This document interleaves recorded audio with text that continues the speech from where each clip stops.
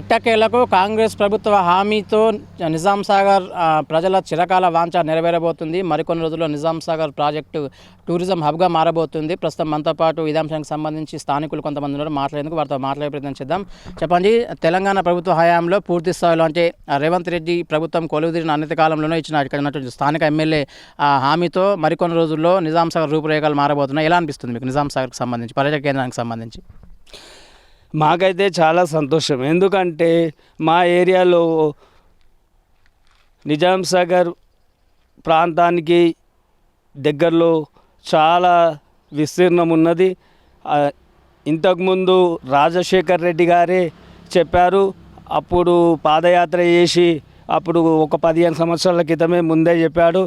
దీన్ని నిజాం సాగర్ ఆయకట్టు కింద బృందావన్ గార్డెన్ తయారు చేశాను. ఇక్కడ పక్కల పొంటి వెళ్ళేవాళ్ళు దీన్ని తిలకించేటట్టు చేస్తానని చెప్పాడు. మళ్ళా అదేవిధంగా ఇప్పుడు రేవంత్ రెడ్డి గారి నాయకత్వంలో ఇప్పుడు మళ్ళీ కాంగ్రెస్ గవర్నమెంట్ అధికారంలోకి వచ్చి మళ్ళీ ఇప్పుడు హామీ ఇవ్వడం మాకు సంతోషకరమైన విషయమే అని నేను చాలా సంతోషం ఉంది.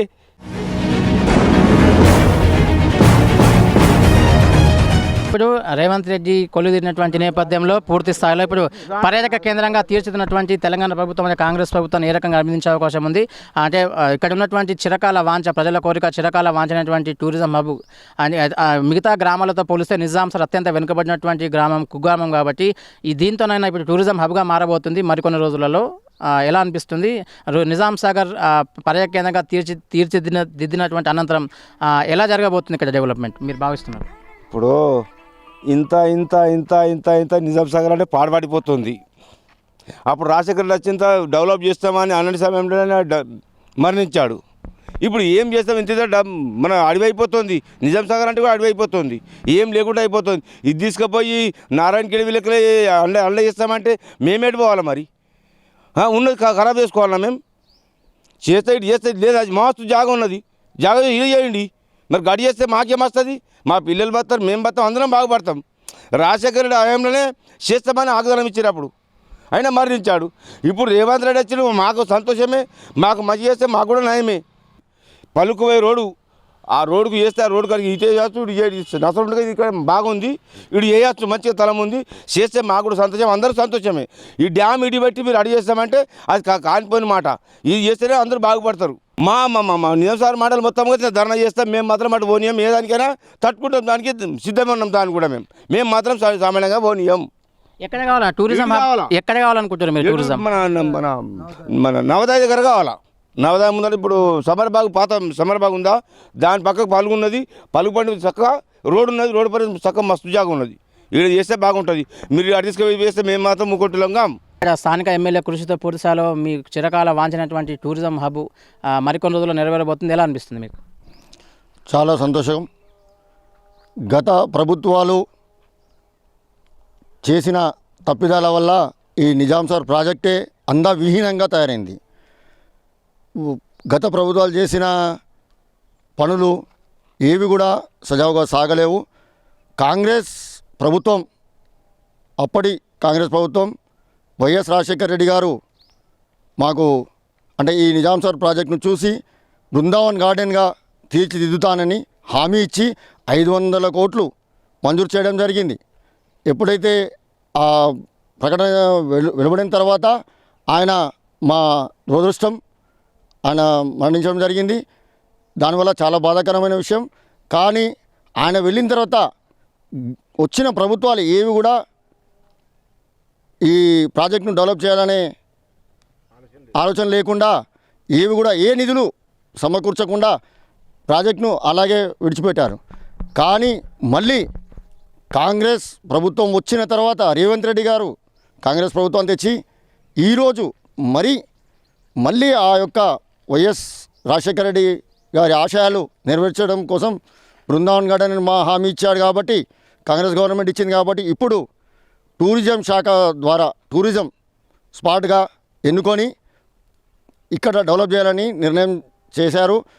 మా ఎమ్మెల్యే ప్రియతమ నాయకుడు లక్ష్మీకాంతారావు గారి కృషి వల్ల ఇక్కడ ఇవ్వడం జరిగింది. కానీ అది ఎక్కడో కల్లేరు మండలకు దగ్గరగా ఈ సర్వే ప్రకారం కల్లేరు మండలకు దగ్గరగా గోల్ బంగ్లా అచ్చంపేట దాటిన తర్వాత 6-7 దగ్గర దాన్ని స్థలం కేటాయించారు 12 ఎకరాలు. కానీ 600 ఎకరాలు ఉంది ఈ నిజాం సార్ ప్రాజెక్ట్ కింద. అయితే ఆ 12 ఎకరాలు అంతా అది అంత రాళ్ళు రప్పలు ఆ విధంగా ఉంది.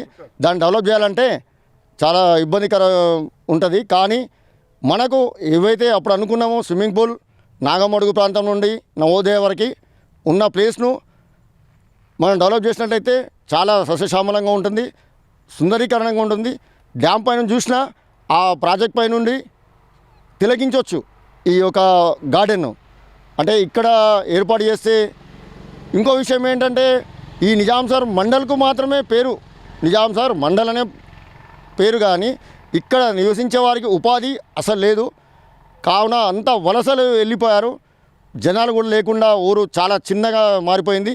అసలు ఏ గత ప్రభుత్వాలు పట్టించుకోవడం పాపన పోలేదు. ఇక్కడ వలసలు ఎందుకు అవుతున్నాయి, మరి ఉపాధి కల్పించాలనే ఉద్దేశమే లేకుండా పోయింది. ఎవరు వచ్చారా, మేము గెలిచాం, మేము వెళ్ళిపోతున్నామనే దిశగా ప్రయాణం జరిగింది అందరి గత ప్రభుత్వాలది.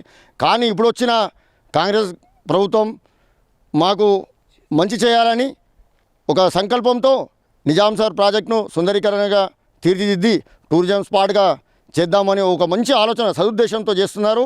చాలా ధన్యవాదాలు సీఎం రేవంత్ రెడ్డి గారికి మరియు మా ప్రీతం నాయకుడు లక్ష్మీకాంతారావు గారికి చాలా ధన్యవాదాలు తెలుపుకుంటున్నాం.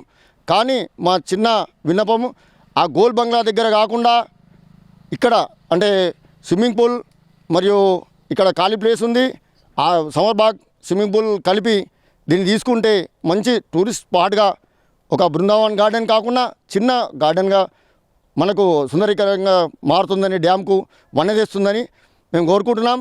కానీ ఇక్కడ కాకుండా వేరే దగ్గర చేసినట్టయితే మేము ఉద్యమించడానికి తయారుగా ఉన్నాం. మా నిజాం సాగర్ ప్రాంతవాసులందరము ఏకతాటిపై విన్నవించుకుంటున్నాం సీఎం రేవంత్ రెడ్డి గారికి మరియు మా ఎమ్మెల్యే లక్ష్మీకాంతారావు గారికి. మా విన్నపం ఇదే, మీరు దయచేసి ఈ టూరిజం స్పాట్ను ఇక్కడికి మార్చాలని మిమ్మల్ని విన్నవించుకుంటున్నాం. మీ చిరకాల వాంఛ అతి త్వరలో రేవంత్ రెడ్డి ఆ నాయకత్వంలో, అదేవిధంగా ఇక్కడ స్థానిక ఎమ్మెల్యే కృషితో మరికొన్ని రోజుల్లో నిజాం సాగర్ రూపురేఖలు మారబోతున్నాయి. ఎలా అనిపిస్తుంది మీకు? మాకు చాలా సంతోషకరమైన వార్త ఇది. రేవంత్ రెడ్డి మళ్ళీ వచ్చాడు, కాంగ్రెస్ ప్రభుత్వం. ఈడ 15 సంవత్సరాల క్రితం ఇది వైఎస్ఆర్ వచ్చిండు, ఇక్కడ ల్యాండ్ చూసిండు, 500 కోట్లు శాంక్షన్ చేసిండు బృందావన్ గార్డెన్ గురించి. ఆయన హఠాత్తు మరణమైంది, అది చాలా బాధాకరం.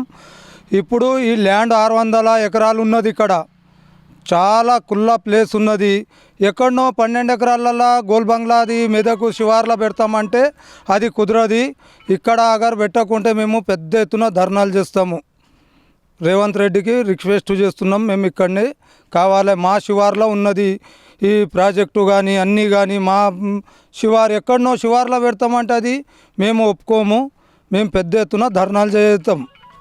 సో మొత్తం మీద చూసాం కదా, తెలంగాణ ప్రభుత్వం వచ్చిన తర్వాత అంటే కాంగ్రెస్ ప్రభుత్వం కొలుదిరినటువంటి నేపథ్యంలో ఇక్కడ స్థానిక ఎమ్మెల్యే తోట లక్ష్మీకాంతరావు కృషితో పూర్తి స్థాయిలో అధినాయకత్వం కూడా ఇందుకోసం మొగ్గు చూపిందని చెప్పాలి. అతి త్వరలో నిజాం సాగర్ రూపురేఖలు మారబోతున్నాయి. అయితే ఇందులో ఒక చిన్న సమస్యాత్మకమైనటువంటి కార్చిచ్చు మాత్రం రేగబోతుందని చెప్పాలి. ఎందుకంటే వైఎస్ రాజశేఖర రెడ్డి పీరియడ్లో దాదాపు 13 ఏళ్ల క్రితం రాజశేఖర రెడ్డి సీఎం ఉన్నటువంటి నేపథ్యంలో అప్పుడు 500 కోట్ల రూపాయలు బృందావన్ గార్డెన్ కోసం వెచ్చించారు. ఈ నేపథ్యంలో తక్షణ సాయం కింద 500 కోట్లు అప్పటి ప్రభుత్వం రిలీజ్ చేయడం జరిగింది. ఇందుకోసం అప్పుడు దాదాపు మనకున్నటువంటి సమాచారం మేరకు 600కు పైగా ఎకరాలకు సంబంధించి పూర్తి స్థాయిలో ల్యాండ్ అక్విజిషన్ కూడా జరిగింది. అయితే ఈ సమస్యకు సంబంధించి ఇప్పుడున్నటువంటి రేవంత్ రెడ్డి ప్రభుత్వ హయాంలో పూర్తి స్థాయిలో ఇక్కడ అధికారులు స్థానికంగా ఉన్నటువంటి అధికారుల కొంతమంది పూర్తి స్థాయిలో ఇక్కడ ఉన్నటువంటి రాజశేఖర రెడ్డి ఏదైతే ఆ పీరియడ్ ఉన్నటువంటి ల్యాండ్ అక్విజిషన్కి సంబంధించి దాన్ని పక్కన పెట్టేసి కొత్తగా 12 ఎకరాలకు పైగా అక్కడ అచ్చంపేట శివార్లో ఉన్నటువంటి ఏదైతే గోల్బంగ్లా ఉందో గోల్బంగ్లా 16 గేట్ల పరిసర ప్రాంతాల్లో గోల్బంగ్లా పరిసర ప్రాంతాల్లో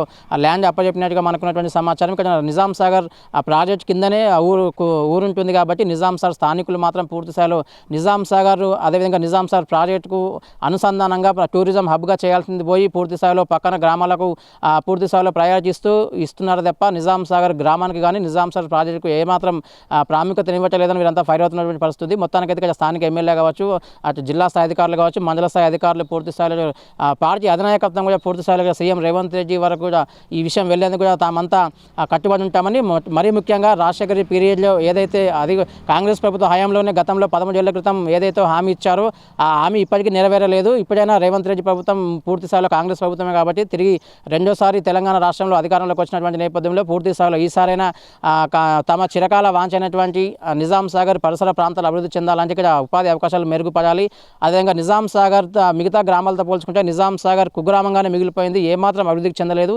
నిజాం సాగర్ ప్రాజెక్టుతో పాటు నిజాం సాగర్ గ్రామం అంటే మండల హెడ్ క్వార్టర్ పూర్తి స్థాయిలో అభివృద్ధి చెందాలంటే తమకు పూర్తి స్థాయిలో టూరిజం హబ్బే దిక్కు కాబట్టి రేవంత్ రెడ్డి పూర్తి స్థాయిలో ఆలోచించి ఇక్కడ స్థానిక ఎమ్మెల్యే కూడా పునరాలోచించి పూర్తి స్థాయిలో అధికారులకు దిశానిర్దేశం చేసి పూర్తి స్థాయిలో నిజాం సాగర్ పరిసర ప్రాంతాలలో అంటే ఇటు సమ్మర్బాగ్ కావచ్చు, అదేవిధంగా అచ్చంపేటకు దిగువన ఉన్నటువంటి ఏదైతే నల్ల స్విమ్మింగ్ పూల్ కావని ప్రాజెక్టు దిగువన ఉన్నటువంటి చాలా వందలాది ఎకరాల ల్యాండ్ ఉంది కాబట్టి అదే ప్లేస్లో టూరిజం అభివృద్ధి మారిస్తే కనుక స్థానికంగా ఉపాధి పెరుగుతుంది, అదేవిధంగా ఉపాధి అవకాశాలు కల్పించబడతాయి. అదేవిధంగా తమ నిజాం సాగర్ హెడ్ క్వార్టర్ కూడా అభివృద్ధి చెందుతుందని చెప్పేసి వారంతా ముక్తకంఠంతో కోరుతున్నటువంటి పరిస్థితి మనం చూస్తున్నాం. అయితే ఈ లేని పక్షంలో నిజాం సాగర్ ఆధునికీకరణ కావచ్చు, టూరిజం హబ్కు సంబంధించి ఎకో టూరిజంకు సంబంధించి నిజాం సాగర్ చెంతనే కనుక టూరిజం హబ్ ఏర్పాటు చేయకపోతే తమ ఆందోళన అయితే మరింత ఉధృతం చేస్తామని వారు ఎంత హెచ్చరిస్తున్నటువంటి పరిస్థితి మనం చూస్తున్నాం. ఇది ఇక్కడ నిజాం సాగర్ టూరిజంకు సంబంధించి పూర్తి అప్డేట్స్. Over to studio.